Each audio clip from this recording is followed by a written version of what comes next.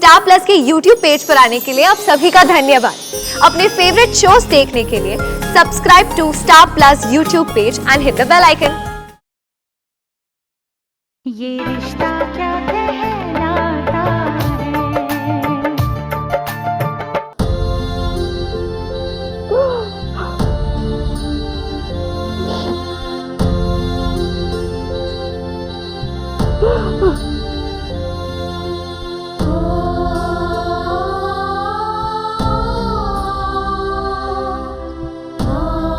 धीरज रखिए, मैं आपका दर्द समझ सकती हूँ। आप देखिएगा, हमारी नन्ही की भी एक ना एक दिन शादी जरूर होगी। उसकी जिंदगी में भी कोई बनना जरूर आएगा। ऐसी उम्मीद के सहारे तो जी रही हूँ।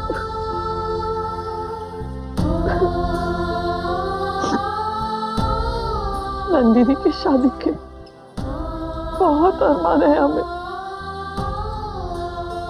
उसके बावजूद कुछ कहते नहीं। बाप का दिल है ना।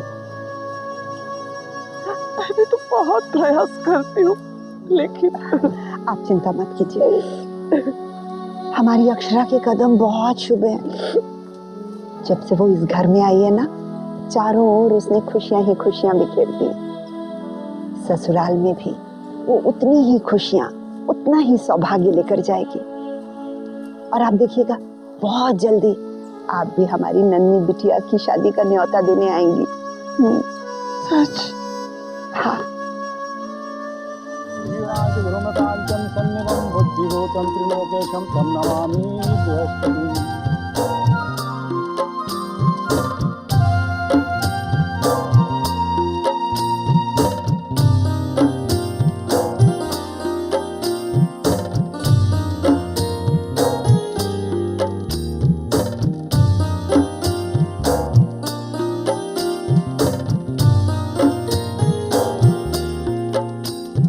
देवै महादेवै शिवाय सत्तम नमः। नमः प्रकृते भद्रान्येत प्रणत स्मिताम् देवानाञ्जलिकीडाञ्जलिकाञ्चन सन्निभं बुद्धिभूतं त्रिलोकेशं तं नमामि बृहस्पतिम्। ॐ नीसूचित गणपते गणेशु त्वामे आहुरविश्वतं कविनां नरिते। क्या हुआ? सब तो विधि अनुसार ही हो रहा है। हाँ, हो तो सब हिंदू प्रथा और शास्त्र अनुसार ही रहा है, पर जी, बच्चे समझ भी रहे हैं कि विवाह का अर्थ क्या हो गए हैं। अब वो तो विवाह के बाद ही समझेंगे। धीरे धीरे जिम्मेदारी आ जाएगी ना, पर ये जानना तो जरूरी है ना कि नई जिम्मेदारी हो गए के उनसे के वचन लिए जा रहे हैं। वो जो बोल रहे हैं उसके प्रति उन्हें वचनबद्ध होना पड़ेगा। अरे हर विधि का कारण समझना पड़ेगा। खाली फेरे लेने से विवाह ना हो जाता। अरे वैवाहिक बंधन का अर्थ समझेंगे तभी तो आत्मा तक विवाह का रस पहुंचेगा ना।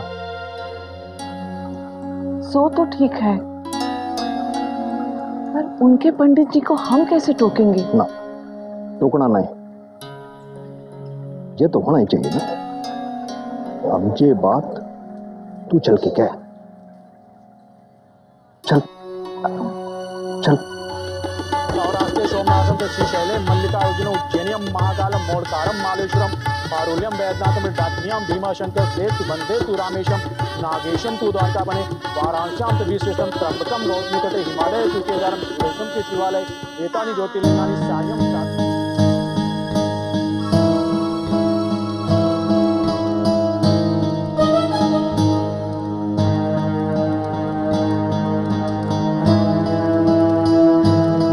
अब वर वधू दोनों फेरों के लिए खड़े हो जाइए। 1 मिनट पंडित जी। समधी जी, अगर हम लोगों से कोई भूल हो रही हो तो बता दीजिए। नहीं नहीं समधी जी, भूल की कोई बात नहीं, बस एक छोटी सी विनती है आप दोनों से। जी कहिए ना।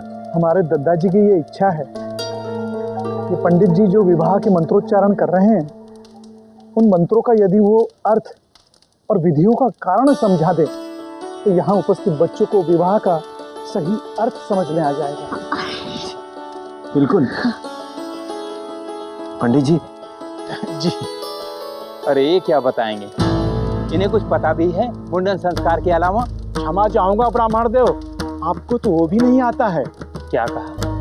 शास्त्रों का जितना अध्ययन मैंने किया है ना, पूरे उदयपुर में किसी पंडित ने नहीं किया है। तो ठीक है, आप मेरे द्वारा उच्चारित किए गए मंत्रों, स्तोत्रों, श्लोकों में एक भी त्रुटि निकाल दे तो मैं आपको सबसे बड़ा विद्वान मानूंगा। ओहो पंडित जी, आप दोनों अगर ऐसे झगड़ेंगे तो ब्याह कौन कराएगा? अर्थ कौन समझाएगा? चलिए मैं समझा देती हूँ। अब इतना ज्ञान तो हमें भी है कि बच्चों को फेरों का अर्थ समझा सको। अवश्य अवश्य, आइए। अरे इनको क्या पता, मंत्रों का अर्थ जानती है?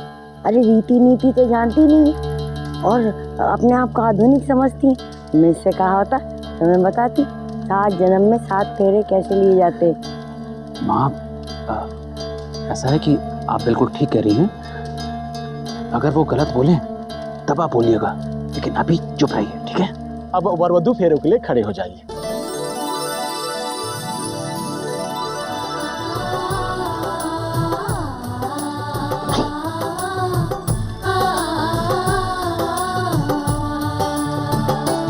बच्चों, अब तुम इस पवित्र अग्नि के चारों ओर फेरे लोगे। ये सर्वव्यापी अग्नि तुम दोनों के विवाह की साक्षी रहेगी।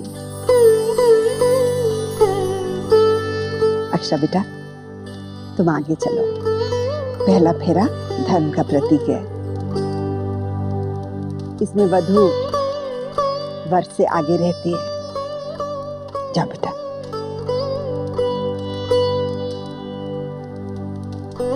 प्रथम फेरे का अर्थ है पुरुष नारी के बगैर अधूरा होता है, इसलिए सदैव नारी आगे होती है। बेटी, इसे छू करके आप आगे बढ़ो।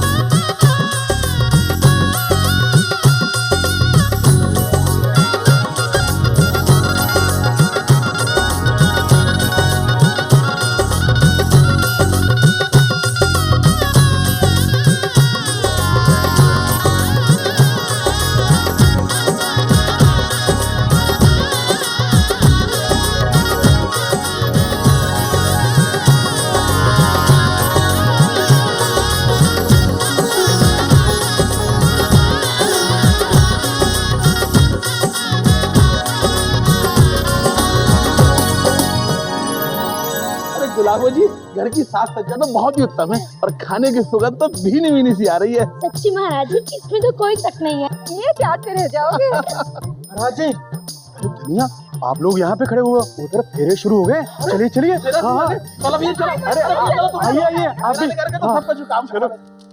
दूसरे फेरे का मतलब है अर्थ। ईमानदारी और सच्चाई की राह में चलकर धन एकत्रित करना, अपने जीवन को बहुत अच्छे से व्यतीत करना। आर्थिक समृद्धि और सफलता का प्रतीक है ये दूसरा फेरा। और इसका मतलब ये भी होता है कि हर पति को अपनी पत्नी की सारी इच्छाएं पूरी करनी चाहिए। हाँ।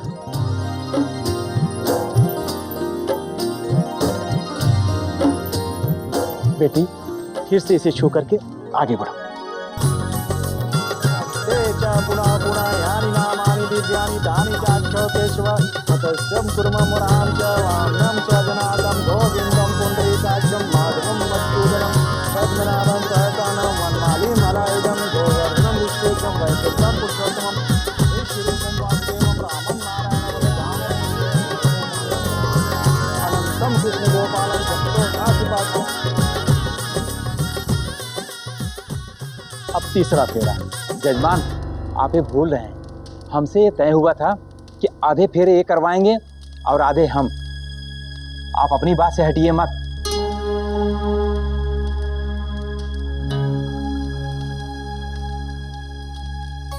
ठीक है पंडित जी, 1 मिनट। हाँ हाँ पंडित जी, आइए, आगे की रस्म आप करिए।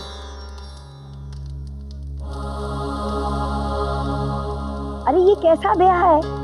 ये तो देखिए, हमारे बच्चों को 2-2 पंडितों का आशीर्वाद मिल रहा है।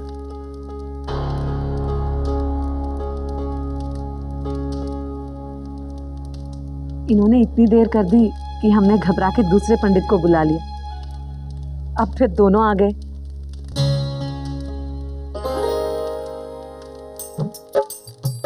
आइए पंडित जी, आप आइए। पंडित जी जी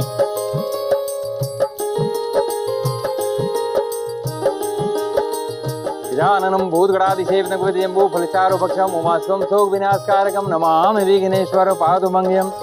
तीसरा फेरा गृहस्थ आश्रम का प्रतीक है। हिंदू पुराण के अनुसार काम देवता प्रेम के देवता है। ये फेरा एक दूसरे के प्रति प्रेम और निष्ठा का प्रतीक है। पति पत्नी को हर परिस्थिति में एक दूसरे का प्रेम से खुशी खुशी साथ देना चाहिए। यही मतलब है इस फेरे का।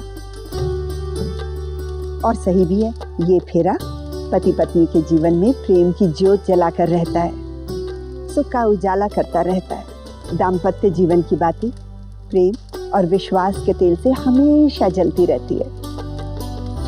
बेटा, ये फेरा प्रेम और विश्वास का है।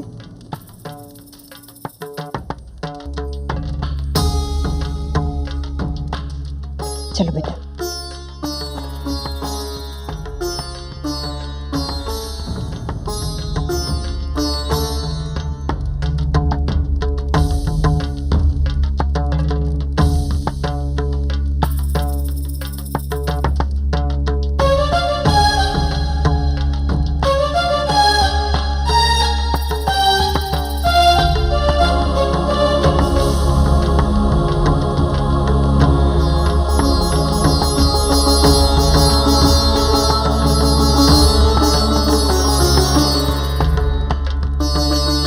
बेटा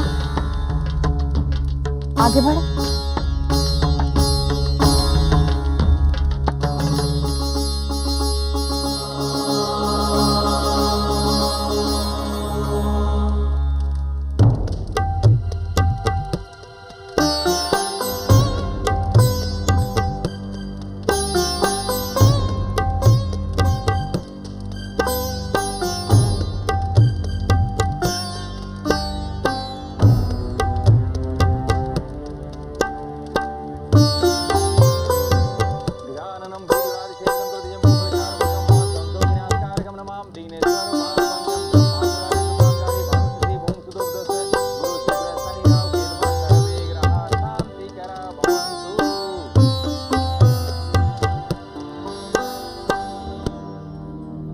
थैंक यू भाभी, आपने मुझे जिता दिया।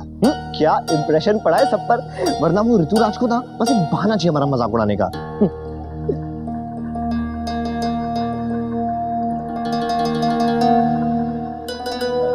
क्या हुआ? मोहित जी, नैतिक जी को देखकर बार बार ऐसा नहीं लगता कि वो खुश नहीं है?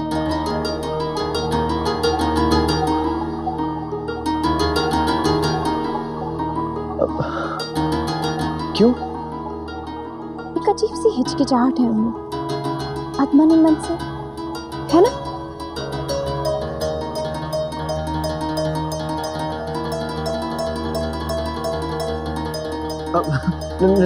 नहीं तो बेचारे की पहली शादी है ना, अब थोड़ा सा तो टेंशन होगा ना भाभी।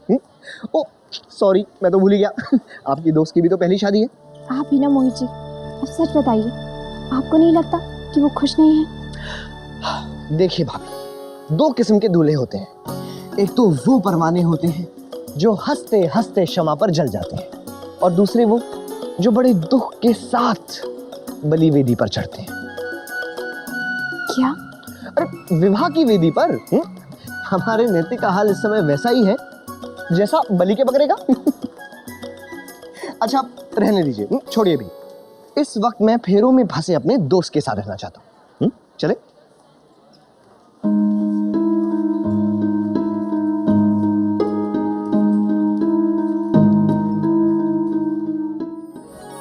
अंतिम फेरे में वर कन्या के आगे चलेगा। इसका भी एक कारण होता है। दादी माँ, और क्या कारण हो सकता है? लड़कियां बहुत होशियार होती है, पहले खुद लड़कों के पीछे नाचती है और फिर उन्हें उनके पीछे नचाती है। ऐसा नहीं है बेटा। इस फेरे में वर वधु से आगे इसलिए होता है कि पति ही अपनी पत्नी को आध्यात्म के रास्ते ले जा सकता है। ये फेरा मोक्ष फेरा है, दुख से मुक्ति पाने का प्रतीक है। दाम्पत्य जीवन का सुख भोगने के बाद जीवन में मुक्ति का पड़ाव आता है, यानी मोक्ष का। गृहस्थ जीवन से गुजरकर हम स्वयं आध्यात्म की ओर जा सकते हैं। पुरुष के बिना स्त्री का मोक्ष नहीं। चलिए चलो।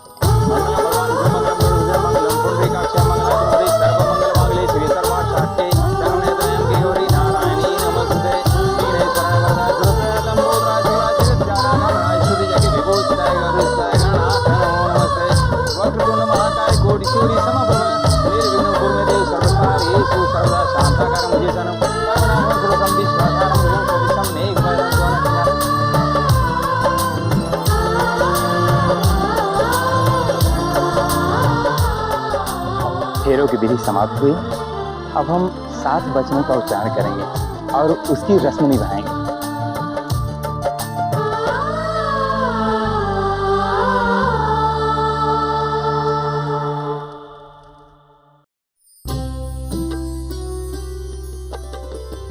सात वचनों की विधि में सबसे पहला वचन वर अपनी वधू के लिए देगा। तुम ही हमारे घर की अन्नपूर्णा हो। तुम ही हमारे घर की अन्नपूर्णा हो। मेरे हर सुख दुख में सदैव मेरी सहायता करोगी। मेरे हर सुख दुख में सदैव मेरी सहायता करोगी। और मैं तुम्हारे जीवन में सदा खुशहाली प्रदान करूंगा। और मैं तुम्हारे जीवन में सदैव खुशहाली प्रदान करूंगा। अब पहला वचन वधू का वर के लिए। घर का हर दायित्व मेरा है। घर का हर दायित्व मेरा है। मैं गृहस्थी की हर जिम्मेदारी निभाऊंगी। मैं गृहस्थी की हर जिम्मेदारी निभाऊंगी।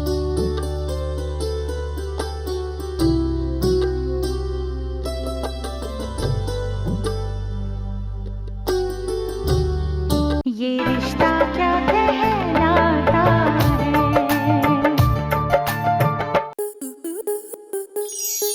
स्टार प्लस के ऐसे ही और बेहतरीन लम्हे देखने के लिए सब्सक्राइब करें हमारे YouTube चैनल को।